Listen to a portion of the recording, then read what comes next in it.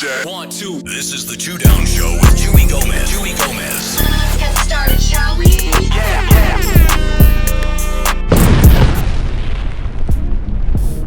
You know, it's lunchtime. Yes, Trying it to eat is. some grub. You down with some Mexican? Yeah, absolutely. I want to try this new spot right here, Al Pastor Papi. Oh man, it's supposed to be one of the hottest spots in the city right now for Mexican food. So yeah, let's do it.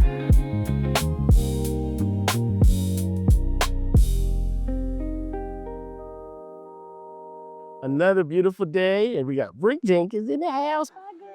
How are you? I'm doing great. So good to have you sit down with us. Man, so good to be here. So let's start with where you grew up as a kid. Where you from the Bay? I'm from the Bay. Grew up in Fremont mostly, and the other part in Union City. So I kind of split between Fremont and Union East City. Bay girl, huh? East Bay girl, born in Hayward. So I cover the whole Tri-City. I love it. Now, growing up as a kid, did you have it rough, or were you okay? You know, some people would say maybe it was disadvantaged. I felt okay as a kid. I was raised by my mom. She was 21 when she had me, a single mom my entire life. And so, yeah, it wasn't a financial struggle for sure. We lived with my grandma until I was about 5, and then got our own apartment then in Fremont. And, you know, she made it work. She worked 2 jobs most of my life to make sure we, you know, had what we needed. But it was tough at times. It can be. And you know, and it's funny, the reason I ask you that, because, you know, some people, when you talk to them, or you see that they're in a position of power, or of some sort of status, people assume that they just got there because of who they know. They don't understand that you worked really hard to get to where you are at. So that's why let's start with your beginnings. So, you know, you live with your mom, and it was hard, and you live with your grandma, and now let's move forward to a little bit later. At what point did you decide that you wanted to pursue this career that you're doing now, or was it questionable for a long time? Oh, that came later. I mean, I knew I wanted to be a lawyer from a kid. Really? Yeah. So every Thursday night at 8, I used to watch Matlock. I said, most of these young kids, they don't know what that is. But I was a Perry Mason fan personally, but go ahead. okay, no. There's always a beef between Perry Mason and Matlock. Matlock was the guy. And I don't know if you remember, he had Conrad McMaster, the investigator, used to run in the courtroom and give him that last piece of evidence. And so I grew up watching that show and saying, that's what I want to do. But as I got older, I didn't know what kind of lawyer. I didn't really have an understanding of what kind of law he practiced, really. So when I got to law school, they kind of flash these dollar signs in front of you, because if you go into corporate law, you make the most money. And because I didn't really have a sense of direction, I ended up doing that. I didn't even really discover prosecution until almost 10 years later. So being a prosecutor was nothing I ever thought of at all. So when you're there and you're doing this corporate law and everything, how much different is that from prosecuting now? Oh, it's night and day. Hey, food is here. Oh, wow. Vice versa, but it's okay. Thank you. She had the burrito. Nice. It's night and day. So corporate law, you're in the office every day. You're in a high rise, you know, living a nice, plush existence from that standpoint, working for companies, big corporations, defending them when they get sued. Prosecution is much more personal, right? First of all, you're a trial lawyer. You're going into court every day. You're rarely at your desk. And you control somebody's fate, which is normally the person charged, but you also control somebody's faith in the system when you're talking about victims of crime who have been through very horrendous things, some of them. And so it is about as different of 2 career paths as you can get. Now, as a person that has to deal with that sort of stuff, and there's a lot of folks that have been accused wrongfully, being at the wrong place at the wrong time, and not having the proper representation. How does that play on your psyche as a person when, you know, you're trying to do the best for somebody, but the system is stacked up against you almost? It's it's a responsibility that I took seriously from the start, right? I'm half Black, half Latina, have lived understanding the inequities that have existed in this system, understanding what it feels like to know more people who are charged than, um, than most of my colleagues. And so I came in understanding I have to do this in a way that I can sleep at night. I have to know I've got the right person. I have to speak up if I feel that I have any question about whether this is the right person or whether we have the right charges filed against this person. And so there is a way to instill a culture where people feel comfortable to come forward and say, hey, you know what? I looked at this photo versus the surveillance video. I'm not sure that this is matching up in the way that I, feel it should. Or if a defense lawyer comes to you and says, my client is actually innocent, whether you're willing to pause and to really hear what they have to say, because that doesn't happen every day. And to know that it's okay to press pause and to hear them out. Well, that's awesome because, most people wouldn't take that pause because they want to get over with the case and move forward and do what they got to do. But, it's not all. I don't want to be super rough and super tough and hit you with hard questions. I want to get to know you a little bit. So I hear that you like sneakers. Now, being a child like yourself who got a chance to have stuff they needed for skiing, not what they wanted. Some of these other kids get whatever they want, whenever they want, right, son? Anyway, being one of those kids that couldn't really have the sneakers as a kid, is that what inspired you to like the sneakers? Or were you always just like, oh, them Jordans or oh, them whatever? So it's funny. The first pair of shoes I ever remember like taking note of were British Knights. I mean, that's really aging myself. I feel old right now. But the BKs really got me. And that was the first time I really, and I was little then, right, in elementary school. It's kind of like, oh, shoot, like, those were some nice shoes. But it really wasn't until high school when it really set in, because everybody around me I went to James Logan, shout out to the Colts. Everybody around me was wearing the latest sneakers, the Penny Hardaways, the Jordans, whatever it was. And yeah, at that time, my mom couldn't just go out and buy me a $200 pair of shoes. And I wouldn't say everybody was getting them the right way, right, back then. You knew the boosters. And so I think the real true passion and desire came then, probably like ninth grade. And I know my mom worked hard. She, one of the deals we had was like, at the end of the year, if my grades were what they were supposed to be, the reward was shoes. And so that incentivized me to work hard in class.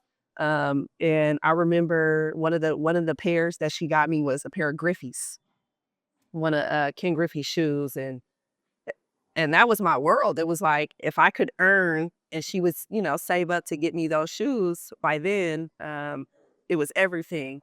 And so as soon as I got a job, it just took off. All your things go to shoes at that point. No, it's funny because my favorite shoes, I'm a Stan Smith kid.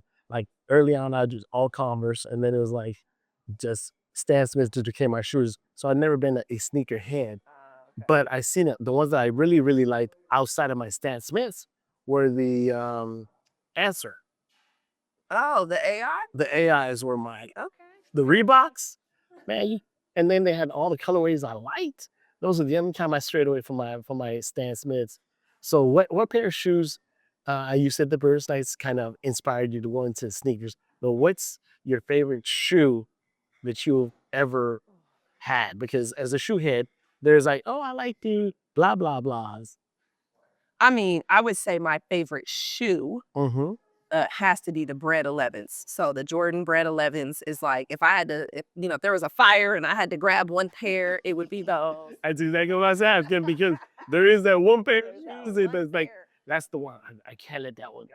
But right now, I dibble and dabble in a lot of different things. I'm on a real Samba kick, the Adidas Samba. I probably have bought 15 pairs in the last year. So I kind of go in waves of, It happens that way though. As a sneakerhead, you try kind of switch up. There's people that are just loyal to one brand and that's all they wear their whole life. But if you're a real sneakerhead, you go for different things. And it's like, these are my running shoes. These are my comfort shoes. These are my, I need to wear these with a suit. shoes. And some of them aren't as comfortable anymore. No. You can't. If I gotta walk, Right. going shopping or Right. something, or I'm going somewhere where I gotta stand. There's certain shoes I may like to wear, but I'm not wearing those. I need to now have style and comfort sometimes. It's hard to find though. Style and comfort, It it's is. a little hard. So the Air Max 1 is now my style and comfort shoe. Now let's talk food a little bit. I know you got a burrito. What's your favorite type of food when you go out to eat? Probably Mexican food. I probably eat Mexican food The at most. least 3 times a week. Well, I'm guilty. But you know what? Surprisingly, I'm really been into Persian food lately. Have you ever had Persian food? A little bit, not a lot. Yeah, you should try some Persian food. It's people are scared of trying different kinds of food, but I was surprised when I went in and I was like, I don't eat that. Oh yes, you will. Try this. And you have the kebabs and the rice, and you're like, you can't go over there. And then they got the naan bread too. It's like, oh, so here. Okay. It's a tortilla. Right. It's an evolution of a tortilla.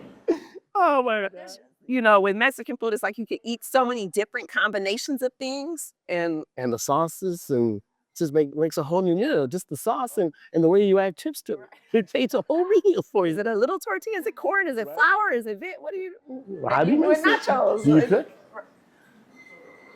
Not anymore. Since I got this job, I really honestly don't have time. Usually I'm walking in at 7:00.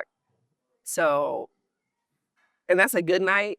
Right now I walk in at 6:30 or 7. So Which we were talking about off the air. It's like, how demanding this job is as a person who has to show face for the community and for these cases and stuff. Does that pull a lot away from your home life, or do you try and really set about it and say, I'm doing 60-40, 70-30, 50-50? What your balance? How do you balance that? you have to set a balance, right? I have 2 kids. They are a daughter that's 9, a son that's 5. And if I don't, then I'll be an absent mother, which will never be acceptable to me. So there are periods where, we understand it's going to be 5 nights of the week are late. But then I'll say for the next week, then I'm going back, right, as much as I can. So some weeks it's 2 nights are late. The other 3, I'm home. Some weekends I have to work.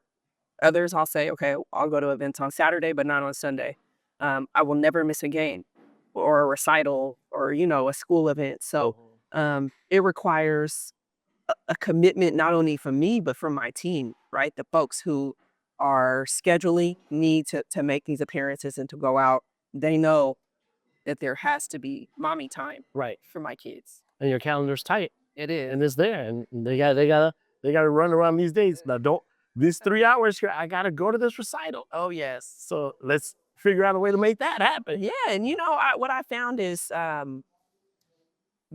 community folks understand. If I say, my son has a soccer game, they respect that Yeah, it's my priority to be a mom. And of course, I will make it when I can, but the kids have to have me there. I love you. We appreciate you for everything you do. Now, as a mommy who sometimes has to help with the homework, what's a subject you don't like addressing with the kids? Because I hate 60% of the questions my kids ask, so I have no idea. So you know what? I would have to now. I never thought I would say this because math was one of my favorite subjects. Math with my 4th grader because they have a whole different style of the way they teach math now. That makes no sense to me. I'm like, we used to carry it over and they are not teaching that anymore. So you should be. Funny you said it because that was my favorite math. It was my favorite subject. And so when I teach my daughter, I teach her my way. And she finds it so much easier when she's doing her math. And she goes, thank you. And I have a work out her problems where these kids don't work out their problems anymore. And so I'm glad you went there because it is so crazy. It's crazy. I'm like, how are you supposed to figure this out without writing it out? And again, like track, carry the remainder, do all that. And so I'm still in the resistance phase of the 4th grader. He's like, that is not what I'm being taught. I said, well, look, I don't understand the way you're being taught. So I can only tell you. Let's get to the answer. This time we're going to get you to answer the easier way. Now, I don't want you this environment, what your teacher said, follow that. But this is how we're gonna make it easier for you. Right. And that's what I did. So I mean, So, hands up. Hands up. So let's enjoy the food. I want to thank you for your time. No, of That course. exposure. So glad to be here. I gotta say, man, I grew up on you. So as a Bay Area kid, rushing home to catch CMC. What was that, like Channel 13 or It was channel 26. If you Oh, didn't, 26, if you didn't have okay. cable, which a lot of folks didn't have cable, so they watched it on channel 26. But if you had cable and you were lucky enough to have cable, you do on channel 8. See, I knew it was one of those lower numbers. That's what it was. And but that at Cameo is what I grew up on, was your voice. Thank you. So it's an honor to be here. Definitely. Did you always know you were gonna go into being a radio personality? I did. It's funny. did? I did because early on as a kid, my mom used to have me call radio station to request songs. And so I used to request songs at the Spanish radio station. Can you play Los Bukis? Can you play Los Temerarios? Oh, my mom wants to hear this. And the guy at the radio station kind of like felt enamored with the little boy that called for his mom. And I got invited to a radio station, to see a radio station. This is KBRG. It was on Market Street. My mom brought me down there. I went in, I saw the lights, saw him start the records. At that time, they played records. It wasn't a card or a CD. They played records. So he queued up the record and saw the lights of the phone blinking, and kind of like, that sparked my interest. I was about 6, 7, 8 years old. Wow. So I kind of fell in love with it, and I started collecting 45s and getting into radio, listen to radios, and listen to Dr. Don Rose, and that's before your time. And listen to Dr. Demento and Wolfman Jack and Dick Clark, and just kind of fell in love with music, and that's how I got into it. So if this hadn't worked out, what was your background? I always said I wanted to be a truck driver because I used to watch Smokey and the Bandit. And now, being older, I couldn't see myself driving any sort of long distance. Or being alone. You're somebody who is constantly in touch and talking to people. Well, that's funny you said that, because I used to work in a liquor store in high school. And so that was, my love was seeing different people every day. Even though you see some of the regulars, seeing different people every day made your day different. Even though you're doing the same job, you're stocking the shelves, you're putting the food out, but you see different people every day. And that was the exciting part of being at a liquor store for me. So my last question for you is this. Do you think that it's becoming a lost art, what you did? Because now these kids can pull up a video on YouTube. Now you have Apple Music, right? A lot of people may not even listen to the radio unless they're in their car, and maybe not even then. Do you think that it's the world is changing with respect? It is, but you still got to get in the car. And my kids always say, give me aux. And we don't always give them aux because we want to hear what's on the radio. And you never know what's going to happen in traffic, and especially being here in the Bay Area. So I think that it's becoming a lost medium, but it's not a lost medium because, you still want to hear what the guy has to say on the radio. It's like, and then if I shout you out on your birthday, it kind of sticks with you. It's like, hey, today's Brooke's birthday. Let's shout out Brooke. She's in the car with mommy right now. And they're on their way to go to TJ Maxx, or they're on their way to Shoe Palace to go get their brand new bread. You know what I'm saying? So, and then the kids remember that. It's like, oh my God, remember when the boy said happy birthday to me on the radio, mommy? And so that kind of, those are nice memories. I also need somebody to tell me the latest song that's come out, because I can't keep up. So Well, you won't hear with me. You won't hear with me. I'm strictly 90s. Sometimes I turn it on. I'm like, we switch between each other. I'm like, I need to know what's the new stuff. Stay relevant. Sometimes then I'm like, oh no, change it back. Yeah, we don't want to go there. Yeah. Nah, let's go back to some Tupac. Bon appetit, folks.